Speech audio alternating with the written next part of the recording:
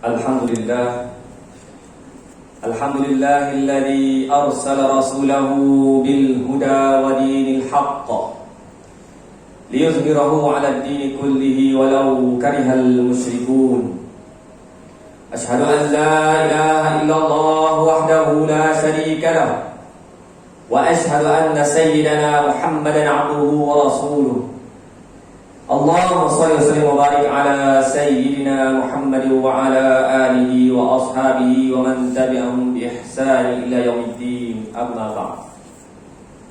Fa ya ibadallah, ittaqullaha haqqa tuqatih wa la tamutunna illa wa antum muslimun. Sidang jemaah yang dirahmati Allah Subhanahu wa taala sekalian. Saya berpesan kepada diri saya dan juga tuan-tuan sekalian, marilah kita sama-sama bertakwa kepada Allah Subhanahu wa taala dengan melaksanakan perintah Allah Subhanahu wa taala, meninggalkan larangan Allah Subhanahu wa taala. Mudah-mudahan dengan bekalan takwa yang kita bawa di atas hukumnya Allah Subhanahu wa taala ini menjadikan kita orang yang berjaya di dunia dan berjaya di akhirat insya-Allah. Hadirin sekalian jemaah yang dirahmati Allah Subhanahu wa taala sekalian,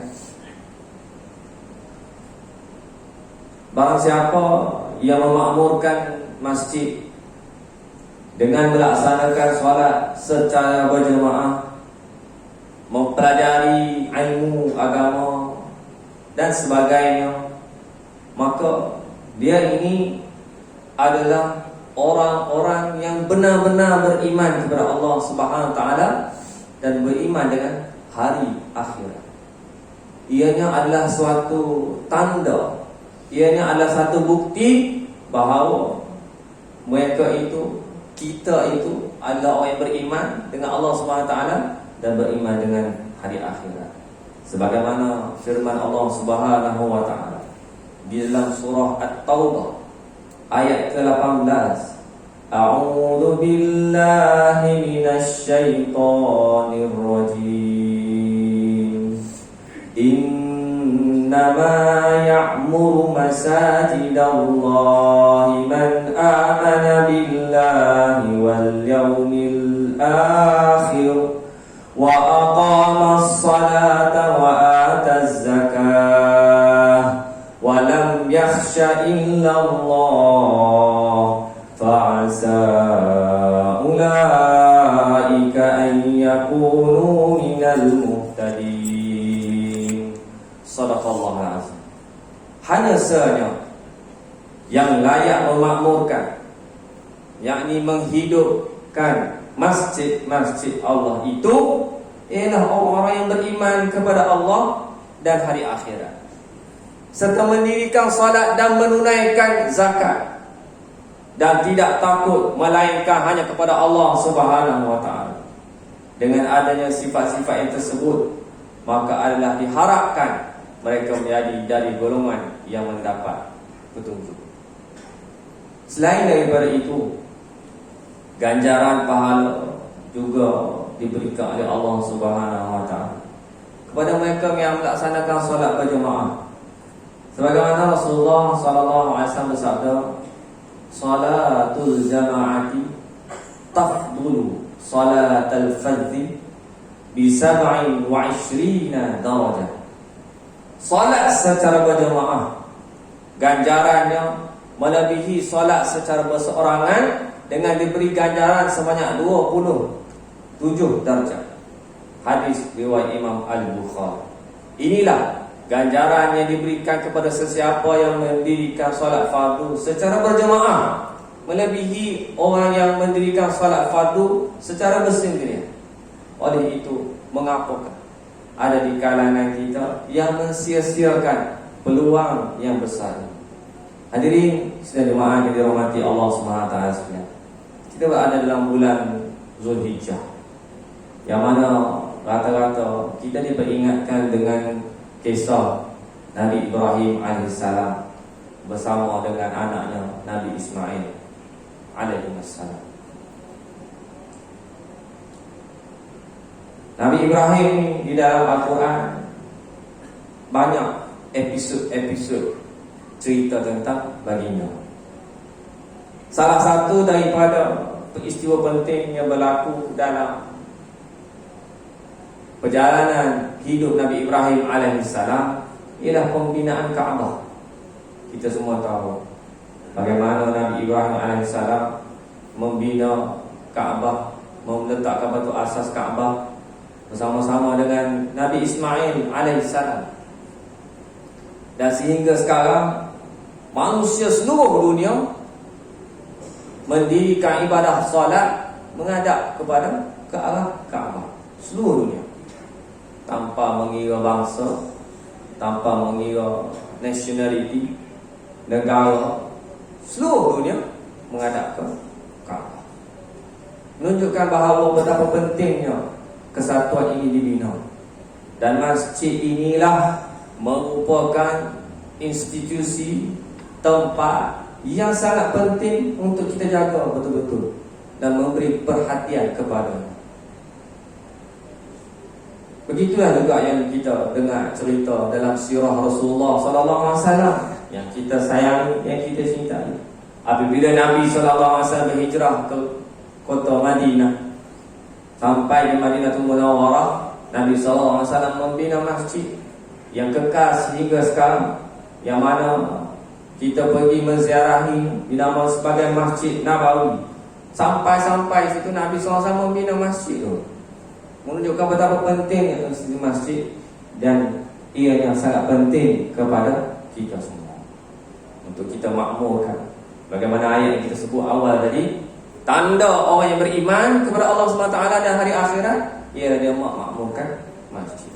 Sidang jemaah yang dirahmati Allah SWT, solat 5 waktu yang wajib itu sebaik-baiknya hendaklah dilaksanakan secara berjemaah. Bagi mereka yang mengerjakan solat fardu dengan berjemaah mendapat kelebihan yang sangat besar. Antara beberapa kelebihan bagi sesiapa yang melaksanakan solat 5 waktu secara berjemaah ialah yang pertama, yang dapat mendirikan solat jemaah bersama-sama imam pada takbir yang pertama selama 40 hari, maka ditulis baginya pelepasan daripada api neraka dan pelepasan dari menjadi orang-orang yang munafik. Seperti mana Rasulullah sallallahu alaihi wasallam sabda, "Man shalla billahi arba'ina yawman fi jama'atin yudriku takbiratal ula kutibat lahu bara'atun minan nari wa bara'atun minan nifaq." Siapa yang salat kerana Allah selama 40 hari dengan berjemaah dan mendapat takbir yang pertama, ditulis bagi orang itu 2 pelepasan. Pelepasan daripada neraka yang pertama, dan yang kedua pelepasan daripada menjadi orang munafik. Hadis riwayat At-Tirmidzi. Tiadalah yang lebih bahagia daripada kita di akhir nanti apabila Allah SWT melepaskan diri kita daripada azab api neraka Allah Subhanahu wa taala. Yang kedua, memperbanyakkan langkah menuju ke masjid untuk salat secara berjemaah akan dapat menghapuskan dosa dan meninggikan darjat kita. Ala adullukum ala ma yamhullahu bihil khataya wa yarfa'u bihi darajat. Qalu bala ya Rasulullah. Qala isbabul wudu'i 'alal makarihi wa kathratul khuta ilal masajidi wa intizaru salati ba'da salati fadalikumur ribat. Maukah kamu aku tunjukkan atas sesuatu yang dengannya Allah menghapuskan kesalahan dan mengangkat darjat? Sahabat-sahabat Nabi menjawab, bala ya Rasulullah. Tentulah wahai Rasulullah. Beliau bersabda, menyempurnakan wudhu pada waktu yang tidak disukai di dalam cuaca yang sangat sejuk, maka berjalan ke masjid dan menunggu salat berikutnya setelah salat, maka itulah ar-ribat, yakni melazimi ke masjid serta tekun melaksanakan salat. Hadis riwayat Muslim. Yang ketiga, barang siapa yang menunggu untuk menunaikan salat secara berjamaah adalah dikira sebagai seorang yang mengerjakan salat. Rasulullah sallallahu alaihi wasallam bersabda, la yazalul 'abdu fi salatin ma kana fi musallahu yantaziru salata wa taqulul malaikatu Allahumma ighfir lahu Allahumma arhamhu hatta yansarifa au yuhditha. Seorang hamba Allah itu dikira dalam salat selama dia berada di tempat salat ni, kerana menunggu salat. Dan berkata malaikat berdoa, ya Allah, ampuni dosanya, rahmatilah dia sehingga dia beredar atau dia berhadas. Hadis riwayat Muslim. Hadis di atas menunjukkan bahawa seseorang yang duduk di tempat salat sambil menunggu untuk melaksanakan salat fardu dikira seorang yang mengerjakan salat di samping para malaikat berdoa untuknya. Contoh macam kita di masjid kan? Antara maghrib dengan isyak kita ada puja, sementara kita menunggu salat isyak, kita mendapat pahala ganjaran di sisi Allah SWT. Kita mendapat doa daripada para malaikat. Masya Allah. Yang keempat, barang siapa yang salat secara berjamaah maka akan diampunkan dosa-dosanya. Rasulullah SAW sabda, man tawadda'a lis-salati fa asbagha al-wudu'a thumma masya ila salatil maktubati fa sallaha ma'an nasi aw ma'al jama'ati aw fil masjidi ghafarallahu lahu dhunubahu. Barang siapa yang wudu untuk salat, iaitu menyempurnakan wudunya, kemudian berjalan menuju salat yang fardu, lalu dia melaksanakannya bersama manusia atau bersama jamaah atau di masjid, nescaya Allah akan mengampunkan dosa-dosanya. Hadis riwayat Muslim. Maksud dosa ini adalah dosa-dosa kecil, dan dosa-dosa besar memerlukan kepada taubat nasuh. Kita ni yang banyak dosa kepada Allah SWT, carilah peluang-peluang untuk menghapuskan dosa-dosa kita. Inilah antara jalan keluar, antara solusi yang diberikan oleh Allah SWT untuk kita minta ampun kepada Allah SWT.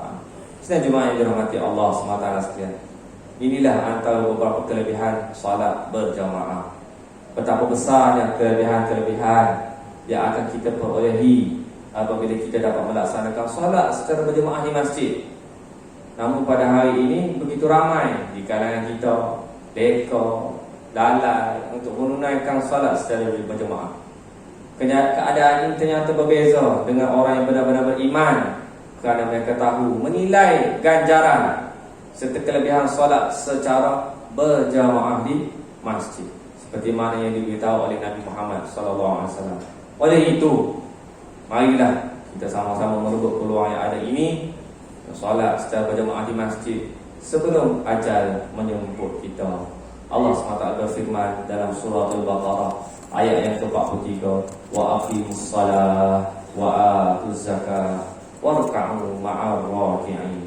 Dan dirikanlah kamu akan salat, keluarkanlah zakat, dan rukuklah kamu semua secara berjamaah bersama-sama dengan orang yang rukuk. Barakallahu li wa lakum fil Qur'anil azim. Nafa'ani wa iyyakum bima fihi min ayatin.